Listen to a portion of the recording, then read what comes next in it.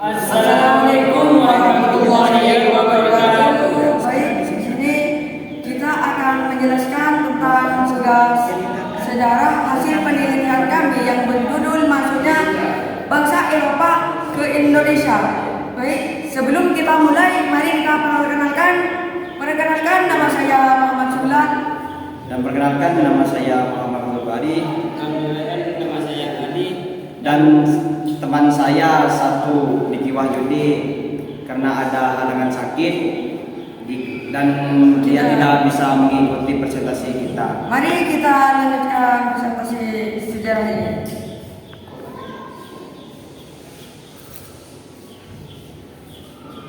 Proses masuknya penjajahan bangsa Eropa ke Indonesia.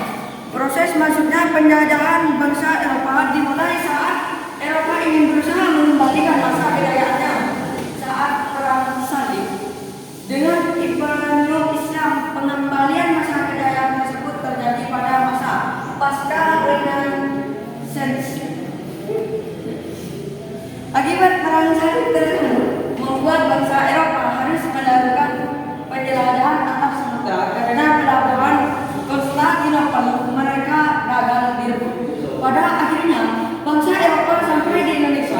Terdapat beberapa bangsa Eropa seperti Spanyol, Belanda, Inggris maupun Portugis yang berusaha untuk menguasai Indonesia.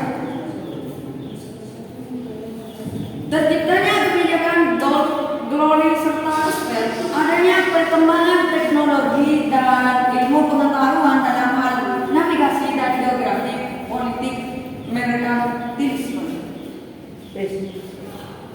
Penghentian perdagangan Asia dengan Eropa pada tahun 1453 karena hancurnya kota Konstantinopel, sebuah perjalanan Marco Polo yang ditulis dalam sebuah buku berjudul Imago Mundi atau Citra Dunia serta 2 miliar atau sejuta keajaiban.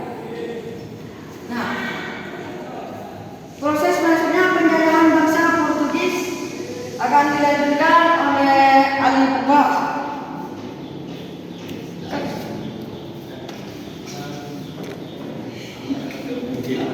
Dan di sini saya akan meneruskan keterangan dari Sulan. Proses masuknya penjajahan bangsa Portugis.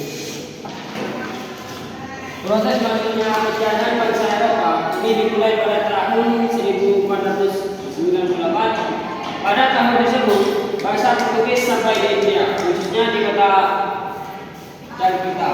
Kemudian Portugis mendirikan sebuah kantor dagang di kota Goa pada tahun 1551. Setelah pendirian kantor tersebut, kemudian Portugis menjajah Malaka agar dapat dikuasai. Penjajahan bangsa Eropa tersebut tidak berhenti begitu saja, melainkan mereka melakukan hubungan dagang dengan wilayah Maluku yang merupakan penghasilan terbesar di Indonesia. Pada tahun 1512, pihak Portugis mendarat di kota Maluku dengan jalur laut. Di wilayah tersebut terdapat beberapa kapal yang berlabuh dengan pimpinan Alfonso de Albuquerque. Dan di sini seterusnya dilanjutkan oleh Muhammad Abdul. Baik, di sini saya akan melanjutkan dari penjelasan Ali tersebut. Di sini proses masuknya penjajahan bangsa Spanyol. Proses masuknya penjajahan bangsa Eropa ke Indonesia selanjutnya dilakukan oleh bangsa Spanyol. Bangsa Spanyol mulai tiada di Maluku, khususnya di kota Tidore pada tahun 1551. Mereka kemudian bersinggah di wilayah Bacan maupun Teidolo. Pihak Spanyol tergolong ke dalam ekspedisi yang bernama Magallanes del Cano. Pihak Maluku tersebut juga menyambut baik kedatangan bangsa Spanyol karena saat itu Maluku sedang bermusuhan dengan bangsa Portugis. Penjajahan bangsa Spanyol ditutupi dengan sikapnya yang berpura-pura baik dan mendukung Maluku dalam proses masuknya penjajahan bangsa Eropa ke Indonesia selalu dikemas dengan tipu muslihat.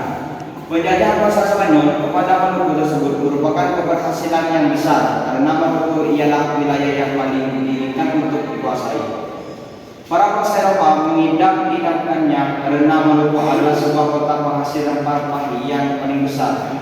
Kedatangan bangsa Spanyol dianggap melanggar perjanjian monopoli antara Portugis dengan Maluku dengan Portugis.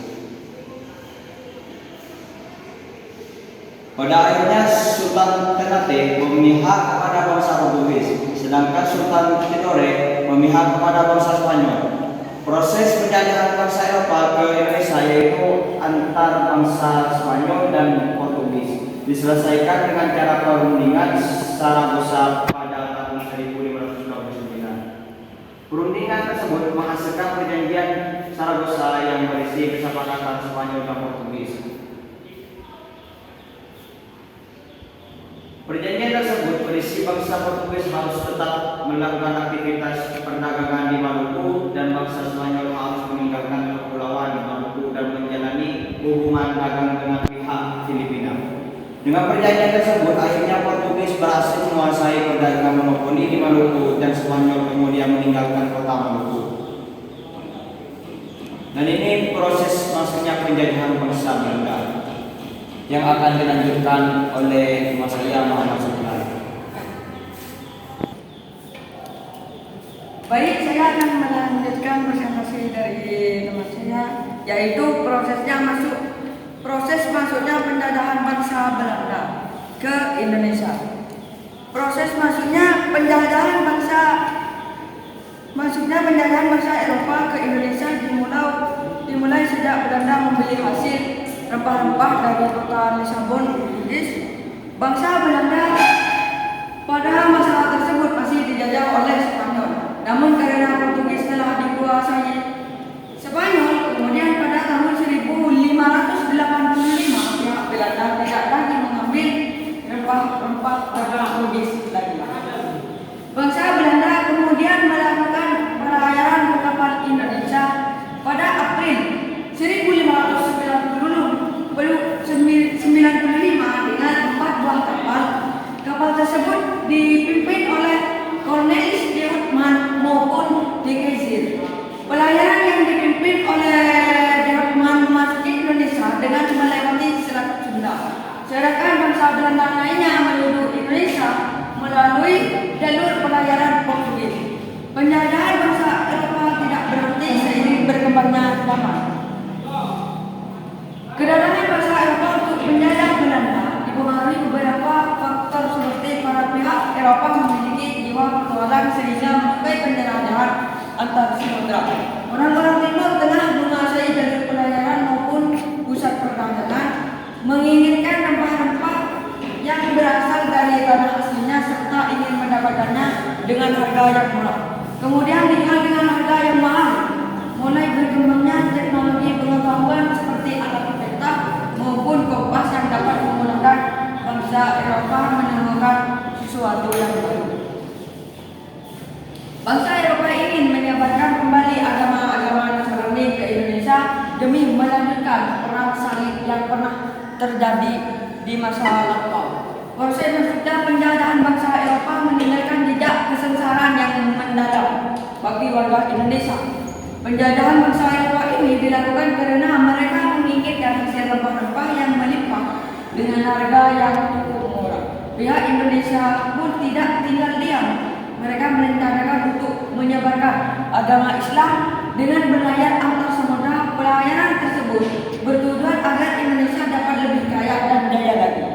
Penjajahan Indonesia ini diawali dengan proses berdagang. Namun dengan jalur perdagangan makna kejayaan dan kekayaan akan terwujud, Indonesia mengalami proses penjajahan dari serangan luar sekitar 350 tahun. Proses masuknya penjajahan bangsa Eropa tersebut disebabkan beberapa faktor yang mendukung adanya penjajahan.